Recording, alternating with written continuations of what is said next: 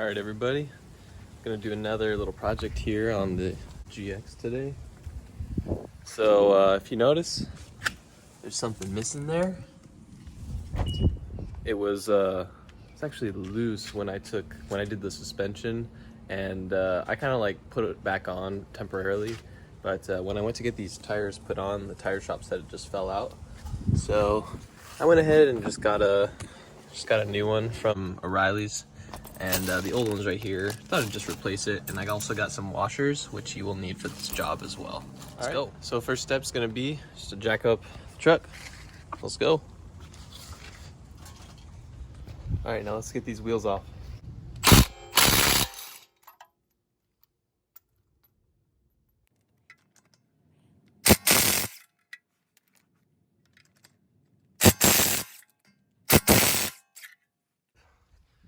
Lug nuts off. Let's get this big guy off of here. All right, so I put the tire underneath the knuckle here, or the lower control arm, just in case.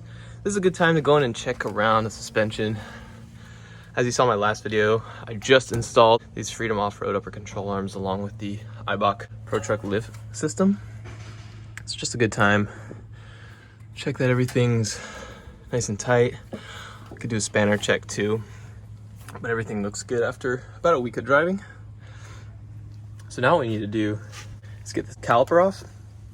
Now that may seem a little scary, but if you consider that most passenger cars, like I have a Volvo similar to this one for example, every time you change the brake pads, you actually take the caliper bolts off. So taking the caliper off is a common thing that happens to cars. With this one, it's easy to change brake pads, you just out and in, but with a lot of other passenger cars with I think single piston calipers and dual piston calipers and stuff, these are 4 pistons, you take them off, place the brake pads and put them back on. So this is a common practice, don't be too put off by it. I've done a few brake jobs before. I think these are 2 17mm bolts back here. So let's get them off. And I almost forgot, you first want to, again, remove the brake line bracket here. This is a hard line here, and this is a soft line.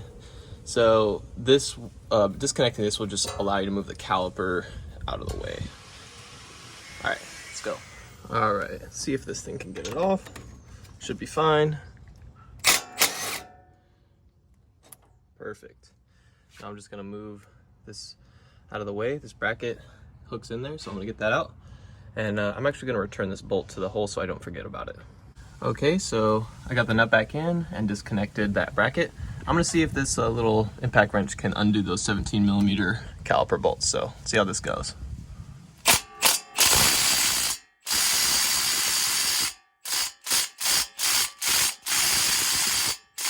It looks like no dice. Time to get the big breaker bar out. All right, so after a little persuasion with this breaker bar, let's see if this guy has enough juice. Take it out. There it goes.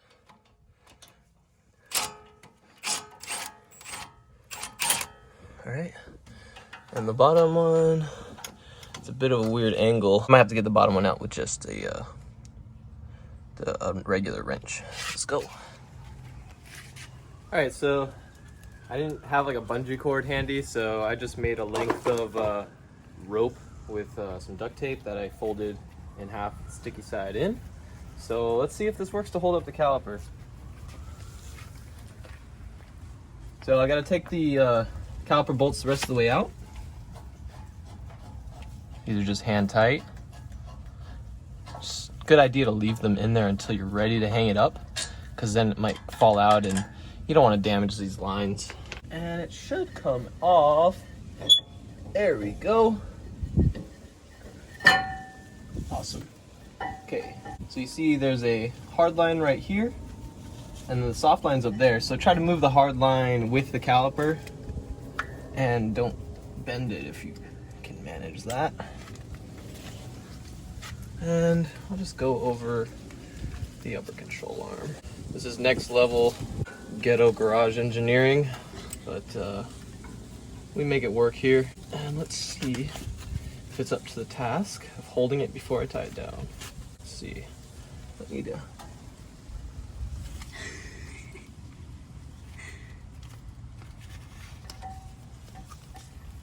All right.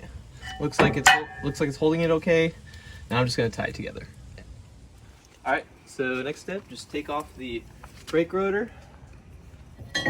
And this actually looks like a pretty safe place for it on the tire. All right, and here are the wheel studs. So I'm gonna feed the wheel stud, our new wheel stud, without the washers, through here. And you wanna see these knurled edges, they press in to here. So basically just wanna get it seated and put something. It doesn't have to be washers like this. And then get a lug nut and thread it on. And I'm hoping this is enough. This has enough thread. Then I'm gonna get the breaker bar with the proper size, and hopefully it will draw in that wheel stud. So I'm gonna take it nice and easy. Looks like it does want to spin a little bit, so hold it as best I can. It's just the breaker bar hitting the mud guard a little bit. And yep, you can see it slowly getting drawn in there.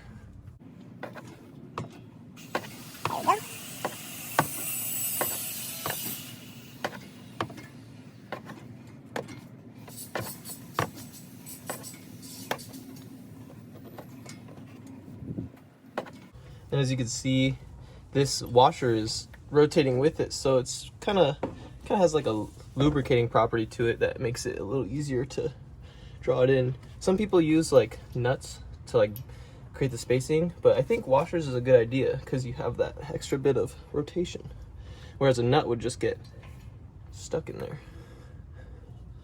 And look at that, it's just almost in there, it's getting pressed in.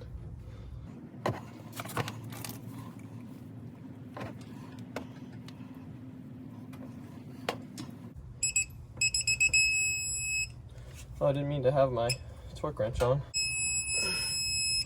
That was about 110 foot-pounds, so that should be enough. All right, so looks like it's in, and I didn't mean to have my torque wrench on, but it was reading like 110, 120 foot-pounds when I was putting it in. So I'm gonna go ahead and use the drill to back that lug nut off. There you go. Oh, bye-bye. And then take the washers off.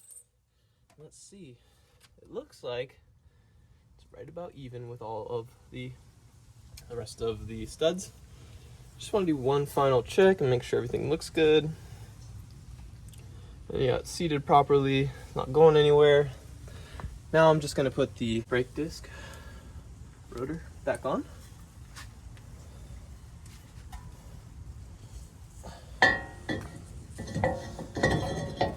Alright, next step, I'm going to take my expertly hung caliper and spread the brake pads out. Looks like the guy before me might have gotten a little aggressive with this, so I'm going to try to be gentle. Let's see if it'll go easy on me today, which is a rarity, but looks like I have come upon fortune today. So what I'm gonna do now is just put one of the caliper bolts in. See, that's another benefit of using my ghetto duct tape rope, is that once you get in position, you just cut it and you're done.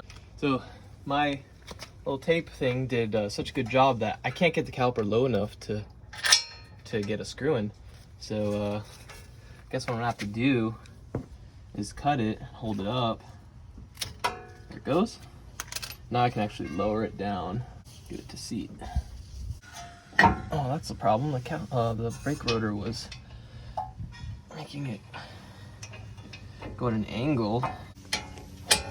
There it goes. So I'm just getting them to seat in there.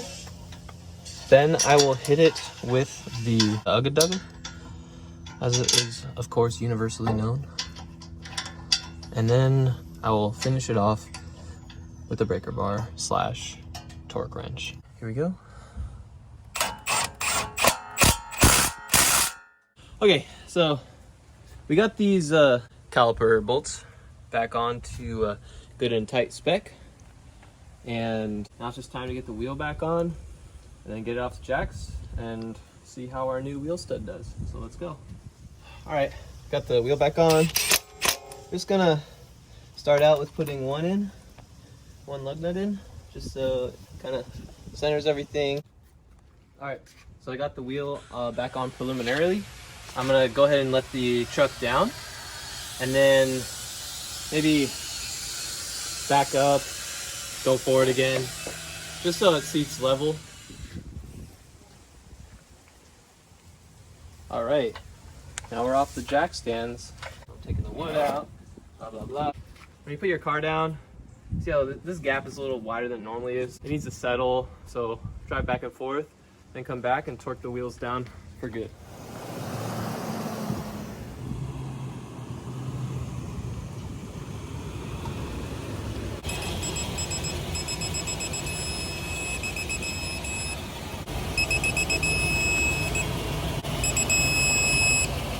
That was a little much.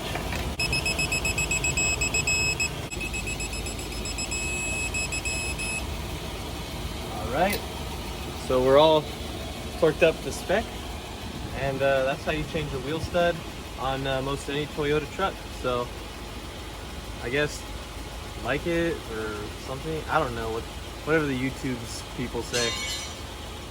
All right, some of you with a keen eye may have noticed I forgot a little something.